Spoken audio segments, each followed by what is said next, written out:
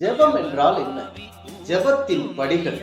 39வது சங்கீதம் 1 முதல் 3 வசனங்களை வாசிக்கும் பொழுது, என் வாயை கடிவாளத்தால் அடக்கி வைப்பேன், நான் மௌனமாகி ஊமையனாய் இருந்தேன், நலமானதையும் பேசாமல் அமர்ந்திருந்தேன், ஆனாலும் என் துக்கம் அதிகரித்தது, இருதயம் எனக்குள் அனல் கொண்டது, நான் தியானிக்கையில் அக்கினி மூண்டது, அப்பொழுது என் நாவினால் விண்ணப்பம் செய்தேன் என்று வாசிக்கிறோம். முதலாவது படி கான்சியஸ் மைண்ட், நம்மளுடைய ஐம்புலன்களையும் கட்டுவது. இரண்டாவது சப்கான்சியஸ் மைண்ட், நம்மளுடைய ஆழ் மனதையும் தாண்டி போவது. மூன்றாவது டிரான்சிடென்சி, மெய்மறந்த நிலைக்கு போவது பிரியமானவர்களே. நான்காவது மெடிடேஷன், மெய்மறந்த நிலைக்கு போன பின்பு நாம் வேதத்தை தியானிக்க வேண்டும், அனல் கொள்ள வேண்டும், கிருபையினால ஆவியானவருடைய அக்கினியினால நிரப்பப்பட வேண்டும்.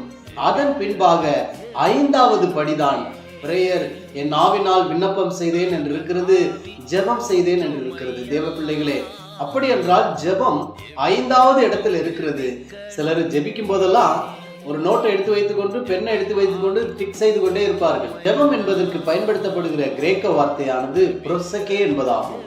ப்ரோசகே என்றால் தேவ சமூகத்திலே, அப்பா சமூகத்திலே போய் அமர்வது என்பதாக பொருள்படுகிறது. அமர்வது மாத்திரமல்ல, நம் உணர்வுகளை ஆழ் மனதை தாண்டி மெய்மறந்த நிலைக்கு போய் ஆண்டவருடைய சமூகத்திலே வேத வசனத்தை தியானித்து பின்பாக நாம் ஜெபம் பண்ணும் பொழுது நம்முடைய ஜெபத்தை நிச்சயமாய் பரலோகம் அங்கீகாரம் செய்யும். நம்முடைய ஜெபத்துக்கு நிச்சயமாய் பதில் வரும் பிரியமானவர்களே.